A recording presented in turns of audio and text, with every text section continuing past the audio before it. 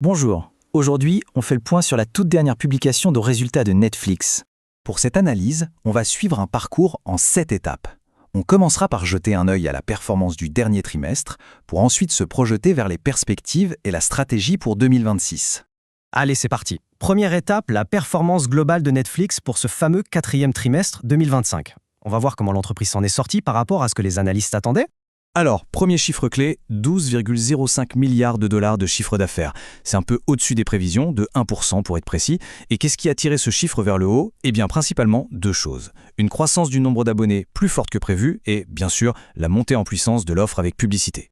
Si on regarde ce tableau, on voit tout de suite que la croissance est là et elle est solide par rapport à l'an dernier. Le chiffre d'affaires, plus 18%. Mais ce qui est vraiment intéressant, c'est de regarder les lignes en dessous. Le revenu opérationnel et le bénéfice net. Eux, ils grimpent de presque 30%. Ça montre un effet de levier opérationnel très puissant. En clair, Netflix transforme de plus en plus efficacement ses revenus en profit. Passons au bénéfice par action, le fameux EPS. Il s'affiche à 56 cents. C'est juste un tout petit peu au-dessus du consensus des analystes qui tablaient sur 55 cents. C'est ce qu'on appelle une légère surprise positive de 1,8% et en général, le marché apprécie ce genre de signal. Ok, après ce focus sur le trimestre, prenons un peu de recul. Analysons la rentabilité de Netflix, mais cette fois sur l'ensemble de l'année 2025. Et le chiffre à retenir pour l'année, c'est celui-ci, 29,5% de marge opérationnelle. C'est un indicateur vraiment essentiel qui nous dit que Netflix sait de mieux en mieux gérer ses affaires pour être rentable. C'est un vrai signe de maturité. Et ce qui est encore plus parlant, c'est l'évolution. On voit ici que la marge a grimpé de 2,8 points par rapport à 2024. Passer de 26,7% à 29,5%, c'est une très belle progression. Ça signifie concrètement une meilleure maîtrise des coûts et une monétisation qui devient de plus en plus efficace, notamment grâce aux nouvelles offres. Maintenant, une question importante. D'où vient l'argent ? Plongeons dans la répartition géographique pour comprendre les moteurs de la croissance de Netflix. Alors sans surprise, le marché historique, l'Amérique du Nord, UCAN, reste le plus gros morceau du gâteau, avec plus de 44% des revenus. Mais, et c'est là que ça devient intéressant, si on additionne les 3 autres régions, on dépasse les 50%. L'Europe, l'Amérique latine, l'Asie-Pacifique, tout ça, c'est maintenant la majorité du business. Ça montre à quel point l'international est devenu absolument crucial pour Netflix. Ce tableau est très instructif. Il nous montre la différence entre la croissance publiée et la croissance à taux de change constant. Pourquoi c'est important ? Parce que la deuxième mesure, qui est une mesure non GAAP, efface les fluctuations des monnaies. Ça nous donne une image plus pure de la performance de l'entreprise. Et qu'est-ce qu'on voit ? Que pour l'Amérique latine et l'Asie-Pacifique, la vraie croissance est en fait encore plus forte, à 20% et 19%. C'est un signe de très bonne santé sur ces marchés. Bon, on a beaucoup parlé de chiffres, mais qu'est-ce qui se cache derrière ? Quels sont les actifs stratégiques de Netflix ? Et à l'inverse, quels sont les risques que la direction surveille de près ?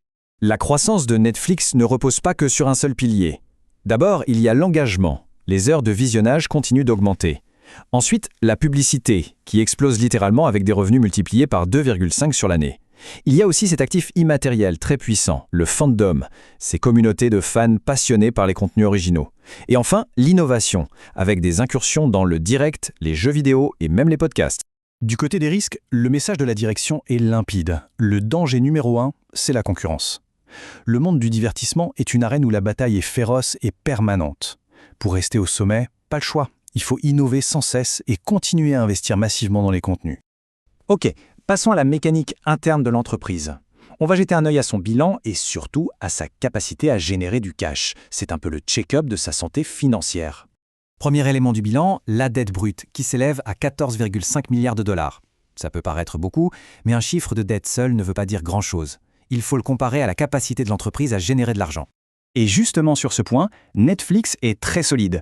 Le free cash flow, l'argent qui reste vraiment dans les caisses après toutes les dépenses, a atteint 9,5 milliards de dollars en 2025. C'est une grosse augmentation par rapport à l'année d'avant. Avec autant de cash, l'entreprise a les moyens de ses ambitions, investir dans de nouveaux projets et bien sûr récompenser ses actionnaires. Si on regarde le bilan dans son ensemble, on voit que les actifs ont bien progressé. Mais le point le plus important à noter, c'est le renforcement des fonds propres. Ils ont augmenté de façon significative, ce qui veut dire que la structure financière de Netflix est aujourd'hui plus solide qu'il y a un an. On vient de voir que Netflix génère beaucoup de cash. Alors la question logique, c'est qu'est-ce qu'ils en font pour les actionnaires ? Chez Netflix, la stratégie est claire. Pas de dividendes. Tout le retour aux actionnaires se fait via des rachats d'actions. Sur le dernier trimestre seulement, l'entreprise a dépensé 2,1 milliards de dollars pour racheter ses propres titres. L'effet mécanique de cette opération, moins d'actions en circulation, et donc un bénéfice par action qui augmente. Allez, dernière partie de notre analyse. On se tourne vers l'avenir. Quelles sont les prévisions de la direction pour 2026 et quelle est leur vision stratégique? Cette citation du directeur financier est assez parlante. En gros, il nous dit que même si Netflix est un géant, il ne représente encore qu'une petite partie du temps que les gens passent devant un écran. Pour eux, ça veut dire une chose, le potentiel de croissance est encore immense. Et pour 2026, les objectifs sont ambitieux. La direction vise une croissance des revenus entre 12 et 14%. Elle compte aussi continuer à améliorer sa rentabilité avec un objectif de marge opérationnelle à 31,5%.